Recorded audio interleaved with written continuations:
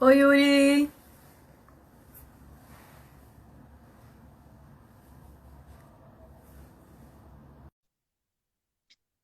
Oi, Marcos Veríssimo, tudo bom? Boa noite, gente. Vamos começar então a nossa live, Diálogos nas Redes. Mais uma live aqui, trazendo pesquisadores, pesquisadoras para tratar sobre vários assuntos, como plantas psicoativas, xamanismo, turismo xamânico. Oi, Yuri! Oi, Lígia, tudo bem? Tudo bom? Tudo jóia! Que bom que funcionou direitinho dessa vez, tá me ouvindo bem? Show, tô ouvindo bem, tô te vendo bem também. Você tá me vendo, ouvindo, tranquilo? Tranquilo. Beleza. Bacana, então eu vou começar aqui me apresentando. Bom, primeiro falar que essa live Diálogos nas Redes nós estamos fazendo semanalmente, né? Por enquanto, toda quinta-feira, trazendo vários pesquisadores, pesquisadoras, para tratar sobre temas como plantas psicoativas, turismo xamânico, enfim, cosmologias indígenas. E hoje nós vamos tratar de um tema muito bacana sobre a cannabis, a maconha, continuando o assunto da live passada. Então, brevemente eu vou me apresentar. Para quem não me conhece, eu sou Lígia Plateiro, eu sou bacharel em História pela Universidade de São Paulo, sou mestre em Estudos Latino-Americanos pela Universidade Nacional Autônoma do México e doutora em Antropologia pela Universidade Federal do Rio de Janeiro. Bom, também faço parte do Laboratório de História das Experiências Religiosas no IFIX, do NEIP, Núcleo de Estudos Interdisciplinares sobre Psicoativos, o Chacru, na Fabiola Abate, e o Psicocult, na UF, Núcleo de Pesquisas em Psicoativos e Cultura, liderado pelo professor Dr. Frederico Policarpo, do qual o Yuri Mota faz parte também, né, Yuri? Isso aí. E, bom, eu gostaria de apresentar, então, o convidado de hoje, o doutorando Yuri Mota. O nome da nossa live, né? Consumo e cultivo de cannabis para fins terapêuticos no Rio de Janeiro, está relacionado com a dissertação de mestrado dele, que já está se transformando em livro, em breve estará à venda. Bom, o Yuri Mota, ele desenvolve pesquisas principalmente sobre drogas e políticas públicas. Ele é bacharel em políticas públicas pela Universidade Federal Fluminense, situada no Instituto de Educação de Angra dos Reis, da UF, né? Ele é mestre em Segurança Pública pelo Programa de Pós-Graduação em Sociologia e Direito, pela UF também, e atualmente é doutorando pelo mesmo programa, o PPG-SD. Né? E, bom, ele é membro do Psicocult, como eu falei, membro do núcleo de o NEPEAC, né? O NEPEAC do INCT e NEAC da UF, e ele defendeu a dissertação de mestrado em 2019. E a dissertação se chama O Paciente Dedo Verde, uma etnografia sobre o consumo e o cultivo de cannabis para fins terapêuticos no Rio de Janeiro. Então é isso aí, salve, tem um pessoal já dando um alô pro Yuri. E é muito bacana, né, Yuri, que a gente vai continuar a discussão que a gente começou na semana passada com o doutor Marcos Veríssimo, que ele falou também nessa questão dos dedos verdes, né? Uhum. Pessoas que cultivam a cannabis têm todo esse conhecimento de domesticar a planta e ao mesmo tempo ir se domesticando, inclusive participando, né, dessas copas da cannabis que eu não sabia que existia, achei um negócio fantástico. E então eu gostaria que você falasse um pouco da sua dissertação de mestrado, né? Se você quiser também se apresentar um pouco melhor, se quiser falar mais alguma coisa sobre você. Mas eu gostaria que você falasse então um pouco, né? Então, como vem acontecendo esse consumo, né, e o cultivo da cannabis para fins terapêuticos no Rio de Janeiro? Entrasse um pouco aí nessa questão da sua dissertação mesmo e quem são esses pacientes dedos verdes, né? Show, Lígia. Tá me ouvindo bem? Tá tranquilo? Tranquilo. Show. Então, queria antes de mais nada saudar você, né? Agradecer pelo convite em estar participando do Diálogos nas Redes. Enfim, agradecer também aos colegas, né, que estão assistindo. aos amigos, aos familiares, enfim, todo mundo que está ligado aí na rede. Enfim, como você já me apresentou, eu acho que eu já vou tentar ir direto para a pesquisa, mas antes eu queria tentar contextualizar um pouquinho, né? Enfim, para a galera poder entender Sim. também um pouco da metodologia da pesquisa, enfim, qual é assim, como é o achado e como eu cheguei ao campo, né? Eu acho que isso é bem importante. Bom, então, como Aham. você disse, eu sou pesquisador vinculado do INCT-INEAC, né, que é um dos Institutos Nacionais de Ciência e Tecnologia, e o INEAC significa Instituto de Estudos Comparados em Administração de Conflitos, né? Enfim, é coordenado pelo professor Roberto Cante de Lima, antropólogo da Universidade Federal Fluminense. Enfim, e assim, eu acho que o INEAC ele é o grande guarda-chuva de diversos outros grupos de pesquisa, né, de diversos subprojetos, que aí a gente pode incluir o Psicocult, né, que é coordenado pelo professor Frederico Policarpo, também, enfim, antropólogo da Federal Fluminense. O INEAC ele é mais um grupo de pesquisa voltado para questões antropológicas com relação ao direito e à segurança pública, né? Então, enfim, a gente meio que compreende essa questão da segurança pública e da administração de conflitos como se não houvesse só uma forma de se administrar conflitos no mundo, né? Enfim, então a gente compreende o direito como um saber local, né? Enfim, como o Clifford Gates, enfim, traz pra gente, né? Enfim, e também a questão da perspectiva comparada. Eu acho que isso é muito importante, né? A gente pensar que quando a gente está falando em antropologia, em comparação, a gente tem que pensar pelas diferenças, né? E não pelas semelhanças. Enfim, que a gente tem que se despir, né, para poder estar em contato com o nosso objeto de pesquisa e tal. A gente tem que se despir dos nossos valores morais, né? Então é o exercício que a antropologia chama de relativizar, né? Bom, eu queria, já que eu estou falando do INEAC, né? O INEAC, antes de entrar basicamente na pesquisa, ele está com diversas iniciativas agora nesse tempo de quarentena, de isolamento social, que eu acho que vai permanecer. Mas eu queria deixar aqui registrado, né, que o INEAC ele está com o INEAC ao vivo, né? Então diversos pesquisadores estão realizando programas, né, pelas lives do Instagram, YouTube, Facebook. Então toda terça nos canais do INEAC, né, como eu disse, nessas redes sociais, para quem tiver interesse aí pode seguir lá. Tem o Para a Sua Ciência, né, com a Isabel Nunes, toda terça, 20 horas. O Antropopapo, né, quarta-feira, 20 horas, com a Yolanda e Yuli. Um Covid, a Reflexão, né, quinta-feira, 8 horas, com Igor Peçanha e Beth Albernaz. Sexta Básica, que é a sexta-feira, às 17, com Lene Pires, né? E a Luz Vermelha, que também é sexta-feira, às 9 horas da noite, com Cláudio Salles. Enfim, então, durante a semana toda, a gente tem uma programação de lives, de iniciativas dos pesquisadores do INEAC. Então, eu queria deixar registrado e divulgar também para quem tiver interesse, seguir lá nas redes sociais. Beleza? A quinta-feira é minha, hein? Quinta-feira, verdade, verdade. Mas é 8 horas, é 8 horas. A sua é 6, então dá tempo. Beleza, tô brincando. Verdade. E toda quinta também, né? Verdade. Tem o Diálogos nas Redes com a Lígia. Valeu. Enfim, o Marcola, né? Eu falo assim, o Veríssimo, né? O professor Marcos Veríssimo, enfim, um salve, ele está assistindo aí também, foi o primeiro a entrar. Ele falou um pouco sobre a planta, né?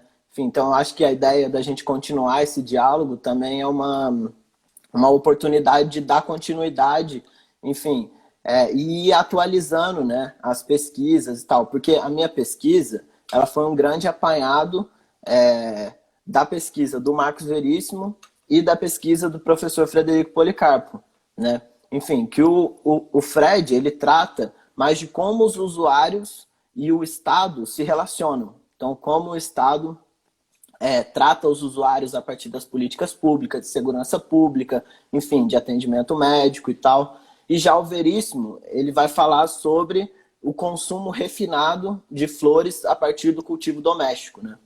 Então, assim, dentro da minha pesquisa, eu tentei ir tanto pelo lado do Estado, né? Ou seja, como as instituições lidam com os consumidores de cannabis para fins terapêuticos, e, por outro lado, eu tentei ir pela própria experiência das pessoas que utilizam para fins terapêuticos, né? Dos pacientes, né? Enfim, que aí a gente pode até chegar no termo dedo verde, né? Enfim, mas Então esses dedos verdes. justamente. E o campo que eu fiz, né, foi em uma associação canábica, na cidade do Rio de Janeiro. Por isso o título do livro e da dissertação, né, o consumo e o cultivo de cannabis para fins terapêuticos no Rio de Janeiro. Porque, enfim, a associação está no Rio de Janeiro, as entrevistas que eu fiz, os meus interlocutores, né? Que, enfim, tem uma galera assistindo, queria agradecer, aproveitar essa oportunidade para agradecer quem me acolheu aí no campo e tal. É... Bom, mas também eu queria falar de um consumo e cultivo de cannabis para fins terapêuticos em um contexto geral no Brasil, né? Porque as regras que valem no Rio de Janeiro, elas também valem em São Paulo, valem, enfim, Minas Gerais, no Sul, no Nordeste, no Norte. Enfim, então eu acho bem válido essa live para a gente poder esclarecer diversos pontos que não são tão acadêmicos, né? Enfim, eu continuo trabalhando, né, na Abra Cannabis, que foi a associação que me acolheu para eu poder fazer campo, né? Enfim, eu antes, né, que é interessante, como eu cheguei ao campo, né? Antes eu ia com o caderninho, né, e ficava anotando, né, o que acontecia nas reuniões e tal. E eu percebi que assim não era o suficiente, né? Porque é uma associação de auxílio médico-jurídico para pessoas que precisam de ajuda com relação a esse tema, né? Então eu ficava com o caderninho ajudando tal, e todo mundo é voluntário, né? Então eu ficava lá com o caderninho e tal e pensei, poxa, a galera começou a me dar tarefa, né? E eu comecei a me envolver, Uhum. né? Eu comecei a fazer a ata das reuniões, comecei a gerenciar as redes sociais, a cuidar do e-mail e tal. Assim, eu aprendi muito também com esse tipo de trabalho, né? Que era um trabalho que eu não estava tão acostumado. É... Enfim, isso me abriu o campo, né? Que por um lado eu tinha uma pesquisa com a Anvisa, né? Que é a Agência Nacional de Vigilância Sanitária, que controla, né, a lista de substâncias que são permitidas e a lista de substâncias que são proibidas, né? E por outro lado, eu tinha a experiência, né, como eu disse, das pessoas que estão utilizando. Então, enfim, eu acabei entrevistando os amigos que eu fiz na Abra Cannabis, né? Eu tentei selecionar as pessoas que cultivam. E aí que eu cheguei no dedo verde, né? Enfim, que o dedo verde nada mais é que a pessoa que obtém sucesso com o cultivo, né? Isso o Veríssimo fala na tese dele. Então, uma pessoa que tem uma boa mão com a terra, que se dedica e obtém sucesso com o cultivo de cannabis. Esse é o dedo verde.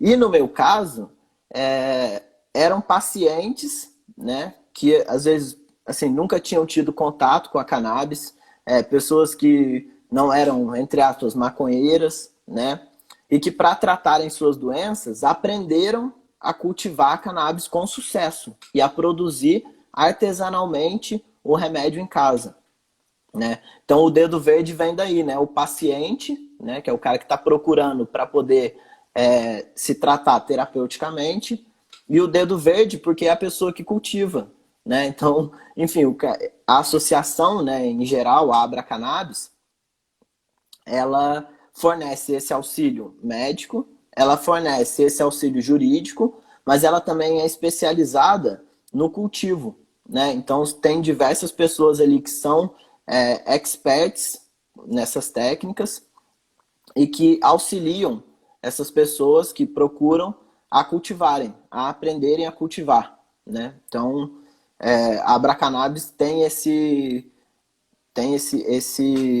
objetivo, né? Ela não é uma associação, por exemplo, que doa ou que vende o óleo, né? Que é diferente, por exemplo, de outras associações do Brasil, que já tem essa finalidade e tal. A Abracannabis não, ela é focada com a bandeira do cultivo, né?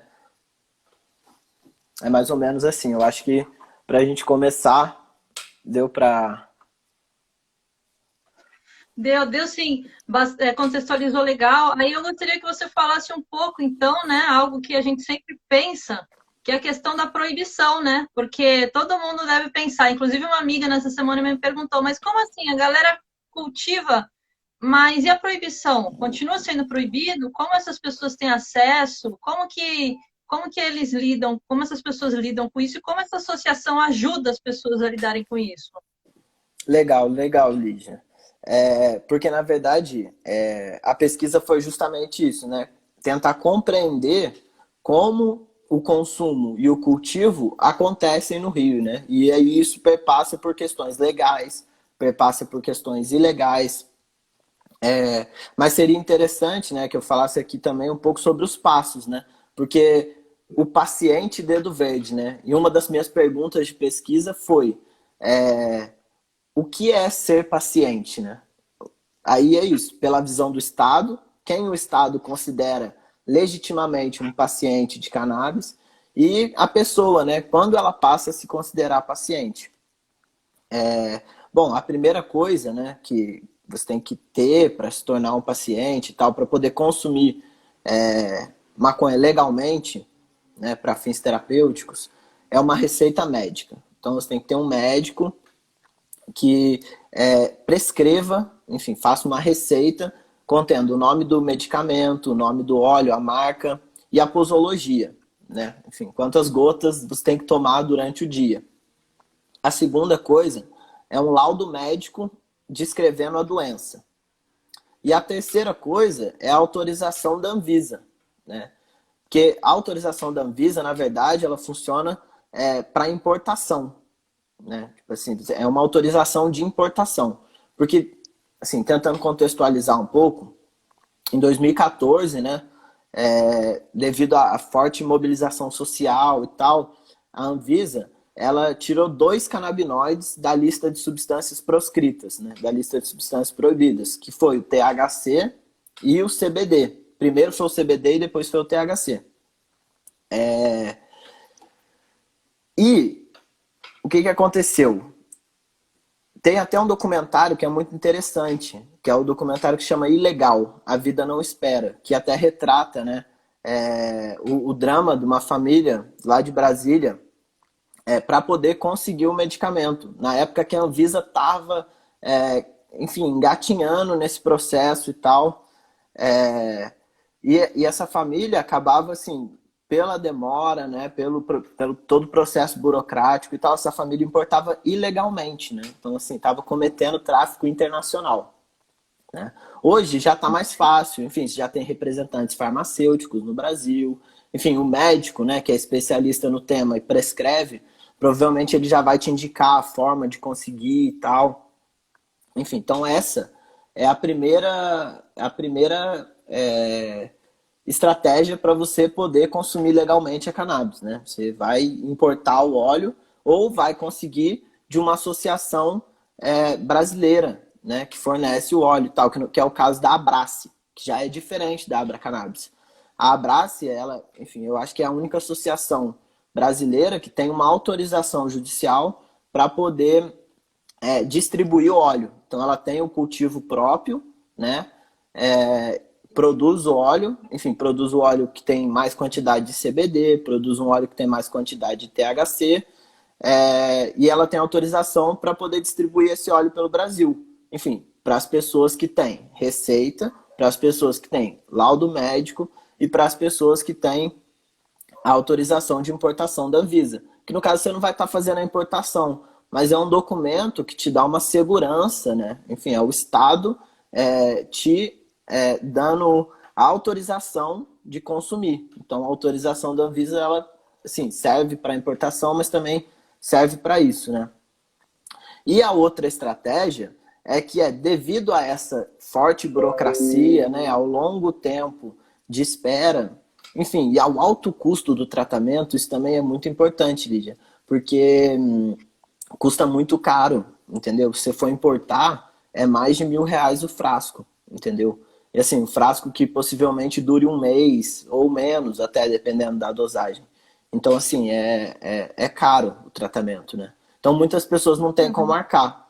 Então, um coletivo de advogados, que aí é do Rio de Janeiro, né? Coletivo de advogados da Reforma, enfim, que tem até o parceiro Emílio Figueiredo, Ricardo Nemer, é, eles criaram uma estratégia jurídica que, na verdade, baseado nesses conceitos de demora, né, do processo burocrático e do alto custo de tratamento, é, eles impetraram um habeas corpus, né, preventivo, que protege a pessoa de ser presa e as plantas de serem apreendidas, né? Então a pessoa cultiva antes, né? Porque um habeas corpus já é para um crime que está sendo cometido, então a pessoa começa a plantar, né?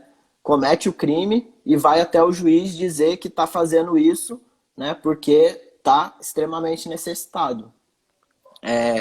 Então, já se pode cultivar legalmente no Brasil, sim, uma associação já faz isso. É, mais de 70 pessoas no Brasil já podem cultivar legalmente devido a essa estratégia. Só que, como eu disse, é uma estratégia que é um tanto quanto arriscada, né? Porque, enfim, se você tem um advogado que não está tão familiarizado com o tema e tal, enfim, você já está cometendo um crime, né? Então, se tiver alguma coisa errada, pode ser que você seja preso, né? Então, assim, eu acho que com relação à proibição, bom, a maconha é proibida, a planta é proibida, mas tem essas duas formas de consumo que são legais, né? Que são justificadas pela questão da cannabis terapêutica, né? Cannabis para fins terapêuticos. Então você pode comprar o óleo, importar o óleo e pode cultivar e produzir o próprio óleo. É mais ou menos isso. Yuri, você acha que está, então, tendo um avanço nessa questão da descriminalização da maconha? Ou você acha que isso acaba só restringindo para poucas pessoas por causa dessa questão que tem que ser terapêutico, tem que ter uma comprovação muito forte de uma necessidade terapêutica? O que você acha isso, essa questão de associar a maconha a cannabis a algo terapêutico e restringir para um nicho de pessoas o consumo? Claro. Enfim, até vi um comentário agora, o Cannabis Paraty, né? É um absurdo que está vendendo na farmácia mais caro do que importar. Realmente, né? Porque, enfim, se você importa, você está pagando extremamente caro, né? Que é mais de R$ 1.000, enfim. E na farmácia, né? Um medicamento foi disponibilizado pelo valor de mais de R$ 2.000. O frasco, enfim, que eu tô falando frasco, né? Às vezes eu acho que as pessoas já conhecem, mas é um frasquinho de farmácia de 30, 25 ml, entendeu? Assim, algo que as pessoas que cultivam fazem com R$ 50 por mês a mais de luz na casa, entendeu? Gastando com óleo de coco, gastando com azeite, enfim, é uma diferença absurda, né? Então eu acho que sim, a questão terapêutica ela restringe, mas por outro lado está caminhando, né? Enfim, já se pode fazer isso, já se pode consumir.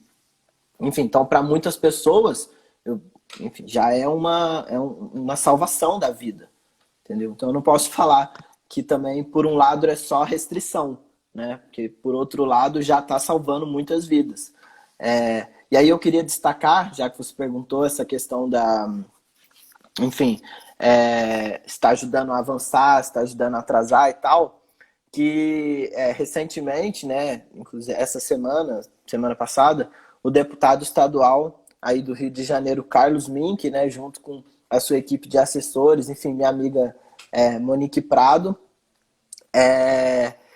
eles aprovaram uma lei, que inclusive era uma lei que era um veto do Witzel, né, que o Rio de Janeiro agora vai poder ser o primeiro estado a cultivar cannabis, enfim, no Brasil, para fins de pesquisa e fins medicinais, né? Então, assim, eu acho isso um super avanço, assim, né? Agora a Fiocruz e a Vital Brasil vão poder cultivar legalmente para fins de pesquisa. Porque, assim, já que a gente está falando também em um contexto acadêmico e tal, poxa, é muito complicado, né? Você querer avanço né, no Brasil, no país e tal, com relação a tudo isso. E assim, às vezes a gente sobrecarrega, né? A Anvisa, poxa, a Anvisa não libera, não sei o que, não sei o que, não sei o que. Mas, pô, como que a Anvisa vai Aham. liberar se não tem pesquisa, cara? Saca? As universidades públicas, que são o centro da pesquisa no Brasil, não têm autorização de cultivo, não podem plantar, entendeu? E aí a gente tá falando de uma planta, né? Como se fosse um abacate, sei lá, uma manga, um, um alecrim, entendeu? Não pode ter isso dentro do laboratório, que é proibido. Então, poxa, essa lei aprovada agora pelo MINC, aí no Rio de Janeiro, fazendo com que o Estado seja o primeiro a ter autorização de cultivo em universidades, pô, isso é, assim, show de bola. Queria até parabenizar, né? Enfim, se a Monique estiver assistindo ou assistir depois, porque ela participou disso, enfim, tenho certeza que trabalhou duro, né? E aí, inclusive, as pesquisas, Lígia, elas vão ser financiadas pela FAPERJ, né? Então, assim, Nossa. mais avanço ainda, né? Não, é um grande Enfim, avanço, é fundamental, né? Yuri, você quer contar um pouco assim de algum caso de algum paciente que você acompanhou? Porque você fez várias entrevistas, né, com esses pacientes que precisam da cannabis e tal. Você tem alguma coisa assim que você queira destacar de algum tipo de tratamento, alguma coisa assim? legal, legal. Obrigado pela oportunidade de poder contar isso. Enfim, porque na pesquisa, né, eu tive que fazer um recorte, né? Porque se eu pudesse, eu falaria com todo mundo e tal. Mas assim, eu tentei ir, né, pelo meu grau de intimidade, né, com os pacientes e tal.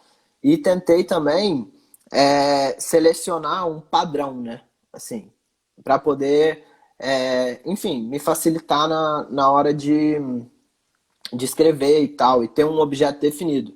Mas qual foi? Eu entrevistei duas mães e pais, né, que têm crianças com necessidades especiais, né? Então, esses dois pais e mães cultivam para dar para os filhos, né?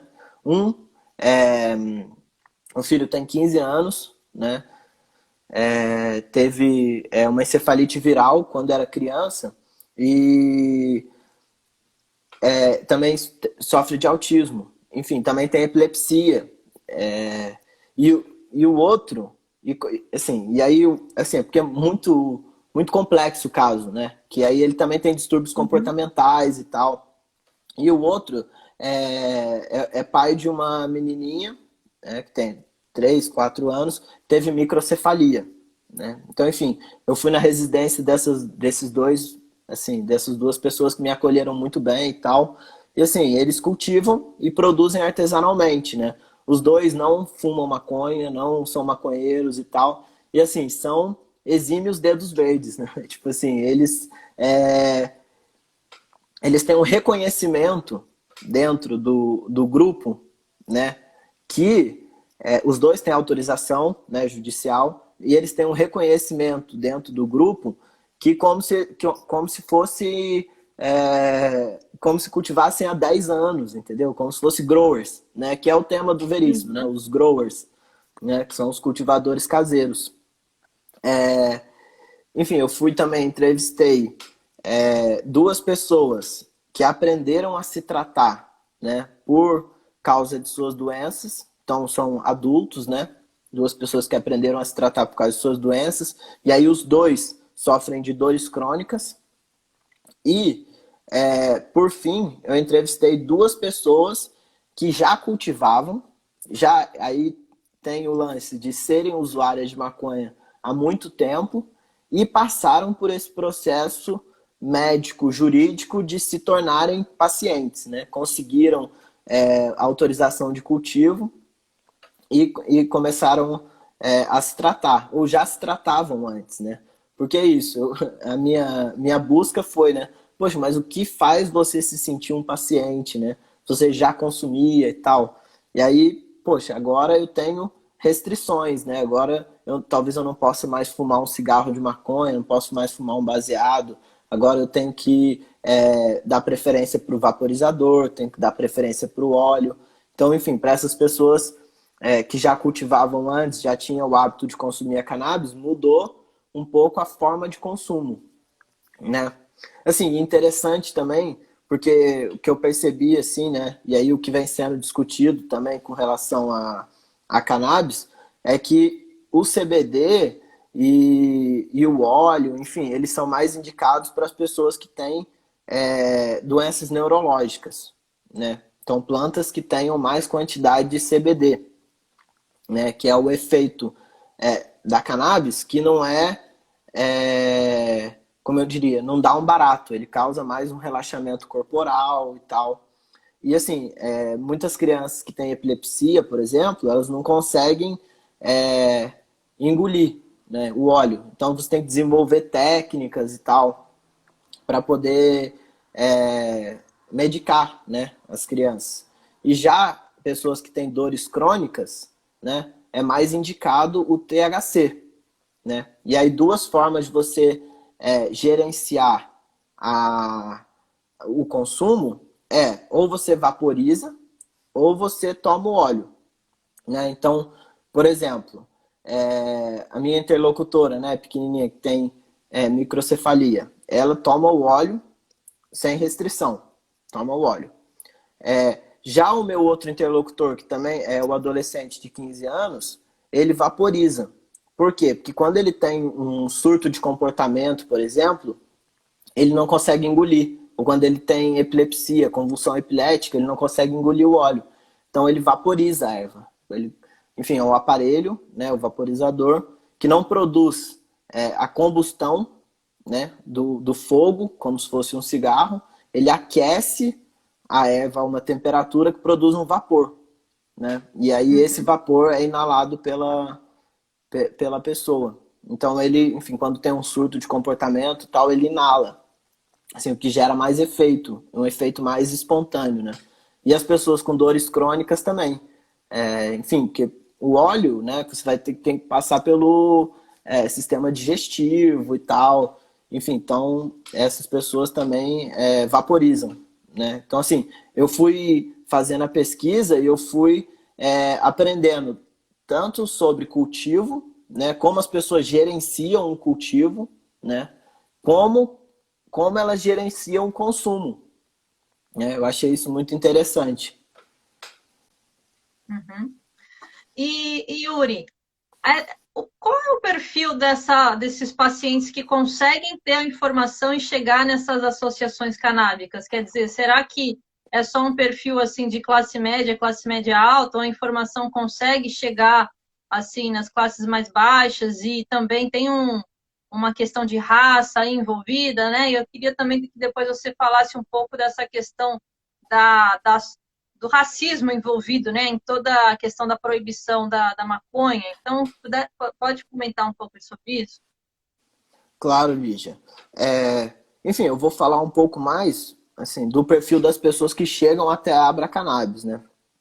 Enfim, então você Uhum, tem pacientes que sofrem de N doenças. Você tem pessoas que sofrem de depressão, ansiedade, há pessoas que têm epilepsia, cânceres, enfim, são diversas pessoas. Bom, a Abra Cannabis, no caso, ela tem um atendimento especializado, né? Ela tem os médicos parceiros, enfim, que atendem em seus consultórios, enfim, médicos particulares, né? Mas que têm a parceria com a Abra Cannabis.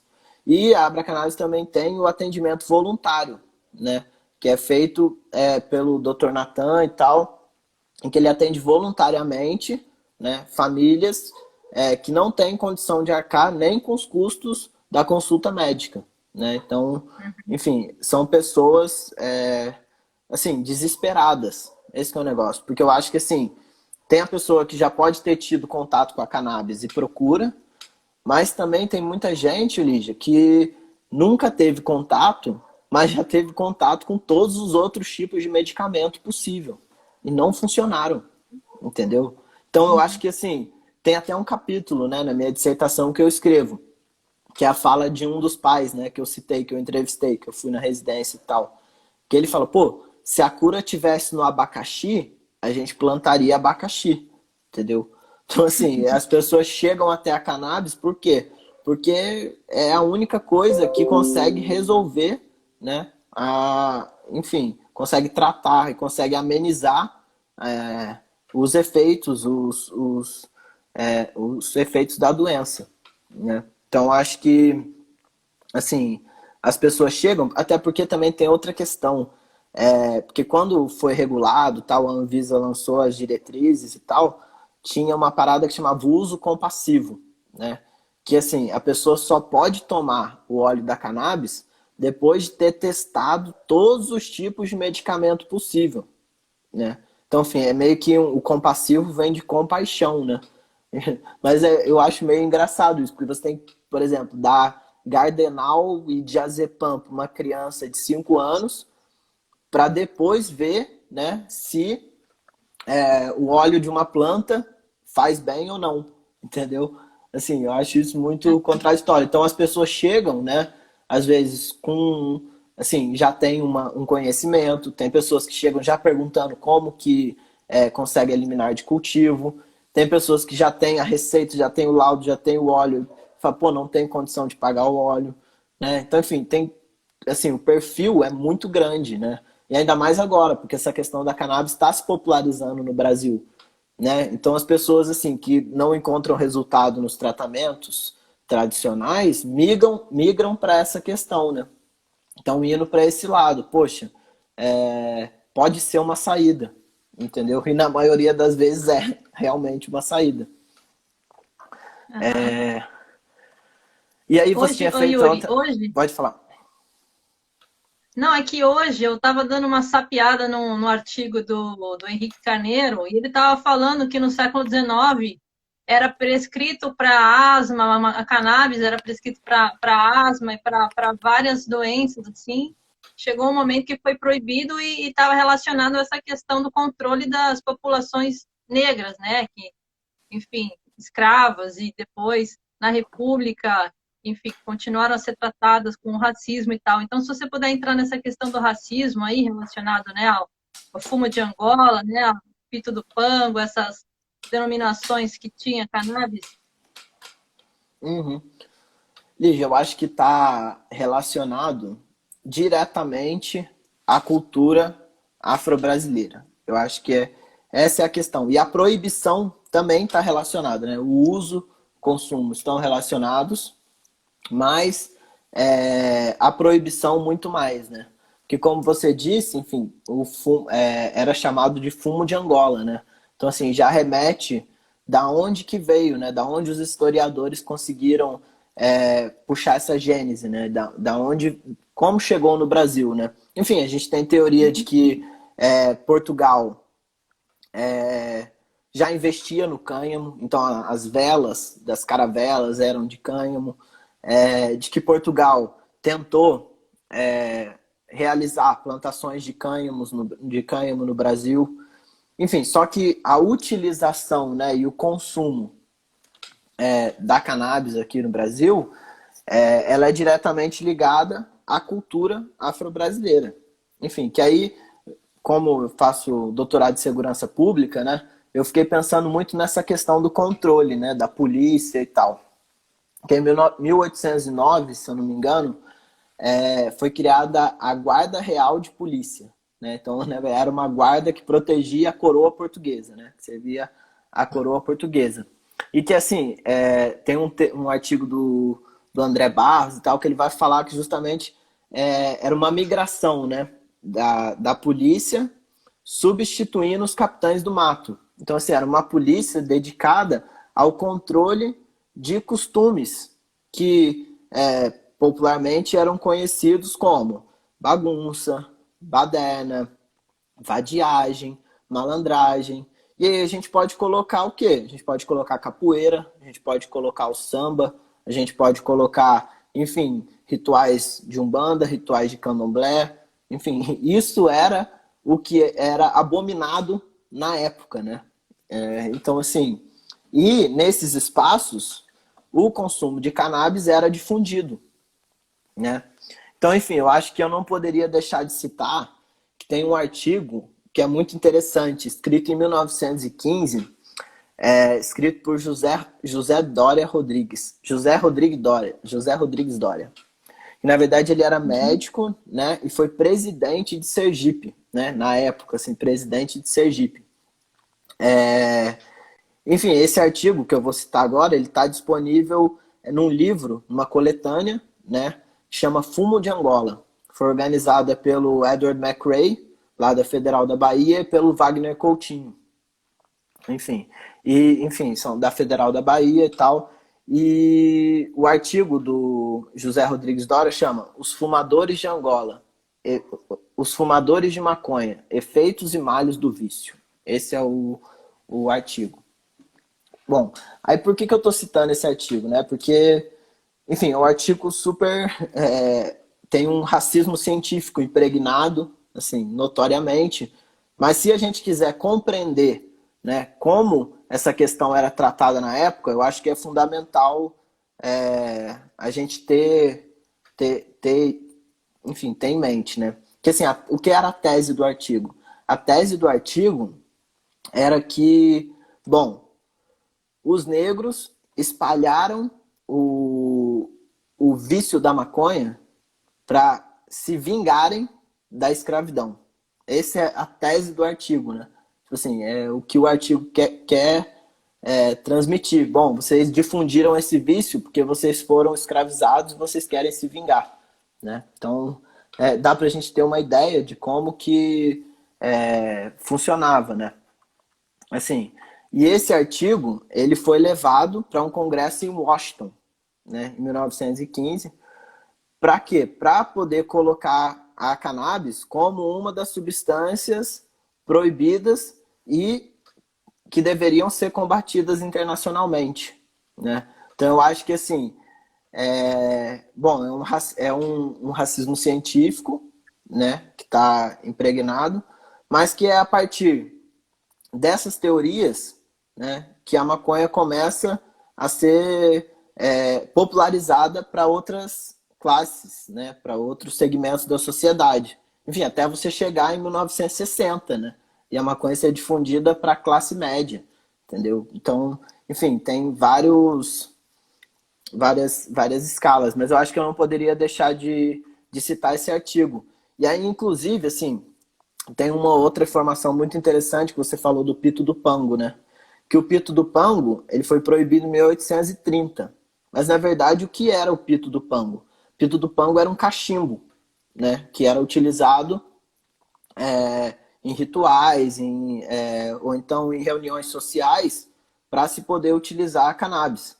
E aí foi proibido o pito do pango, mas não foi proibida a maconha, entendeu? A maconha foi proibida Uhum. depois.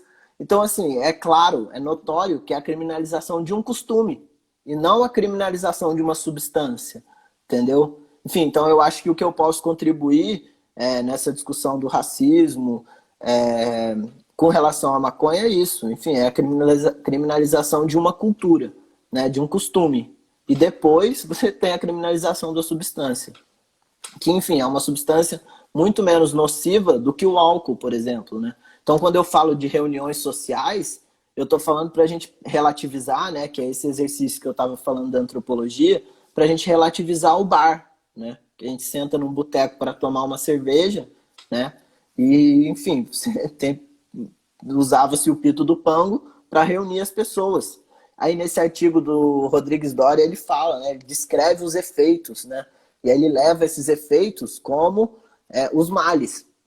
Só que quais são os efeitos que ele descreve? A fome, as risadas, e ele vai falar do alívio de dores, de cólicas menstruais, por exemplo. Aí eu fico, pô, mas esses são os males? E quais são os benefícios, então, né? Porque que ele descreveu, né? Enfim, é Uhum. mais ou menos por aí. Assim, eu Eu acho que... fico, assim, eu achei bem interessante, né, você falar que essas associações canábicas têm médicos que atendem pessoas que não têm condições, enfim, porque a impressão que dá é que agora esses avanços são para uma população que tem acesso a essa informação, e eu fico me questionando se essa informação chega nas favelas ou para quem, enfim, para a população negra que às vezes, muitas vezes consome a planta, mas acredita que é uma droga, enfim, que é proibida e que não tem outra maneira, entende? Eu fico pensando nessas questões, até que ponto esses avanços estão sendo expandidos, né? E estão sendo, inclusive, conhecidos por uma população negra, né? Que precisava saber disso, né? Uhum. Então, bom, eu queria saber se alguém tem alguma pergunta. A gente já está chegando na parte final, assim, da nossa conversa. Se alguém tiver alguma pergunta, Yuri, também se você quiser complementar algumas coisas que você já falou, e aí a gente já pode ir encaminhando, assim, para o encerramento. Beleza. Enfim, que aí eu queria só complementar uma coisa, que aí esse último comentário que você fez, né, é justamente como isso chega na favela, né? Aí eu fico pensando nos movimentos sociais. Você tem a Marcha da Maconha que acontece em Ipanema, né? Que é uma galera que vai e tal, muita gente. Mas você também tem a Marcha das Favelas, né? De uma galera que é da favela, né? Então eu acho isso muito importante. É uma galera que, pô, faz ação social direto agora nesse tempo de pandemia e tal, tá fazendo a arrecadação de cesta básica, tá fazendo a distribuição nas favelas. E uma marcha, né, dentro da favela, que assim, foi o lugar onde começou a ser reprimido, continua sendo reprimido, né? E é o lugar onde os consumidores conseguem comprar a maconha a preços, entre aspas, acessíveis, né? Enfim, onde os consumidores maconheiros encontram, né, a cannabis. Então, enfim, eu acho assim, a iniciativa da Marcha das Favelas, né, de conscientização da galera que está lá dentro, enfim, é fundamental. Acho muito válido destacar, né, a ação desse grupo, da Marcha das Favelas. Ah, Yuri, eu lembrei agora dessa questão da Marcha da Maconha desse ano, né? Foi geralmente é em maio, né? E nesse ano foi virtual por conta da pandemia. Então eu vi até que tem um podcast, né? Que você participou, o Marcos Veríssimo, o Frederico Policarpo, que é o Maconhômetro, né? Aliás, eu Uhum. adorei esse podcast, eu recomendo para vocês. Tá no Spotify, o Maconhômetro. E se Pô, você bem quiser falar um lembrado. pouco, então, da marcha da marcha da maconha virtual, como que foi, enfim. Pô, muito legal. Bela lembrança, Lígia. Bela lembrança. Enfim, que na verdade o Maconhômetro é um podcast do Cannabis Monitor, né? Que tá assistindo a gente aí, tá acompanhando. Enfim, que eles já fizeram, estão no 5º episódio e tal, que é o Marcos Veríssimo, né? Que conversou semana passada aí com a gente. A Monique Prado, que é assessora do Carlos Mink, que agora da lei que eu citei, e o Emílio Figueiredo, que é o advogado da reforma, sob coordenação aí do Cannabis Monitor do Gustavo, né? Enfim, então, foi assim, muito significante para mim participar, né? Enfim, tanto quanto pesquisador, quanto um militante da causa, né? Que, enfim, tá do lado de feras, né, de pessoas que já estão há muito tempo, né, nessa luta, de que, enfim, desde quando já não era se falado sobre cannabis para fins terapêuticos, né? Enfim, a marcha da maconha já acontecia, né, a repressão policial já acontecia, e a galera falando, enfim, tá do lado dessa galera, para mim, foi muito significante. Enfim, e os episódios do podcast, sim, sensacionais, né? Que pegam as notícias, né? Tá disponível no Spotify, em outras plataformas, pegam as notícias recentes que estão acontecendo, enfim, sobre música, sobre regulação estatal e tal, e colocam, né, em um formato para a gente poder ouvir com especialistas no tema, né? Então a gente tem uma galera que está assim diretamente ligada e falando, trazendo atualizações. É isso. E a marcha virtual, onde foi, o que que foi, assim, eu vi o maconhômetro, mas eu não tive acesso a outros eventos virtuais. Enfim, fala um pouquinho disso? Então, justamente foi a reunião, né, de pessoas que já estão ligadas ao ativismo e à pesquisa, né, mandando um recado, né, que assim, geralmente na Marcha da Maconha você tem o microfone aberto, né, que é a hora da concentração. A Marcha da Maconha acontece das 2h20, a concentração acontece das 2h20 às 4h20, que é a hora que a marcha anda, né.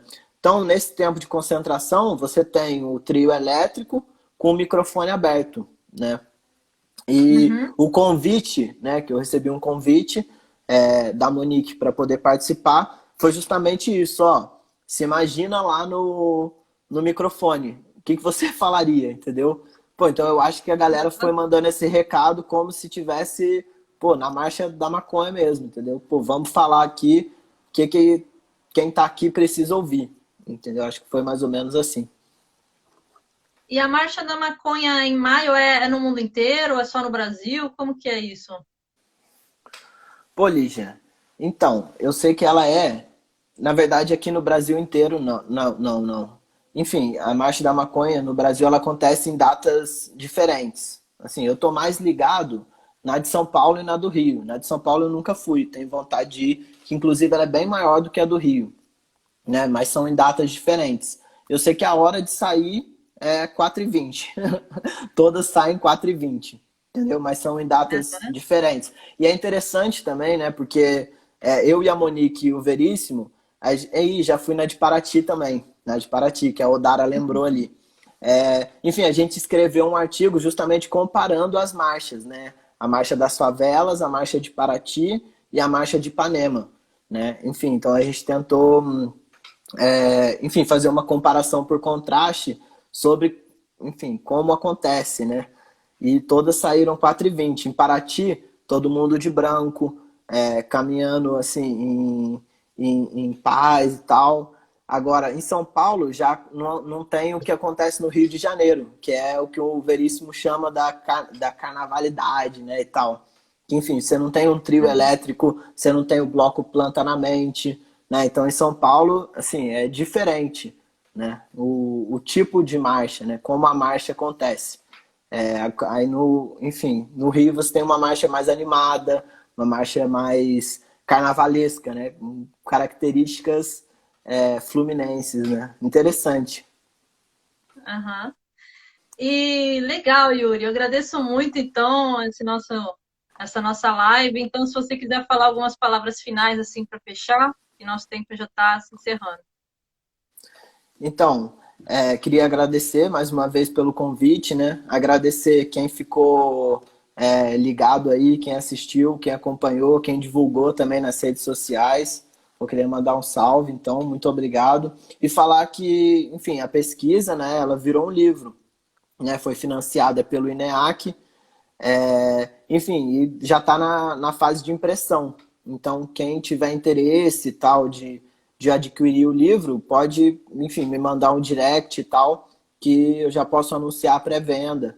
Enfim, ainda não está disponível fisicamente, mas em breve já vai estar. Show de bola. É Que isso. bom! E qual é mesmo o nome do livro? O paciente dedo verde, né? Que aí, Lígia, Show! não sei se vai dar tempo, mas o que é o paciente dedo verde, né? Porque são as pessoas que aprendem com os cultivadores que consomem para fins sociais, né? Então eu acho que é importante destacar os cultivadores caseiros em toda essa luta, entendeu? Em toda essa jornada, os growers, né? Porque o conhecimento sobre o cultivo aqui no Brasil está na mão dos growers. E são essas pessoas que estão repassando esse conhecimento para as pessoas que precisam. Então, assim, um salve para os cultivadores caseiros, né? Quem está fazendo a diferença. Beleza? Então, viva os growers, viva os pesquisadores também que estão se debruçando nesse tema. Agradeço muito, então, Yuri, você ter aceitado e participado da nossa live. E obrigada também a todos que acompanharam. Eu vi vários pesquisadores, pesquisadoras, acredito que alguns cultivadores. Muito obrigada a todos vocês e a gente se vê em breve aí numa próxima live, beleza? Valeu, Lígia. Até mais. Valeu, galera. Obrigada, Yuri. Abração. Tudo de bom.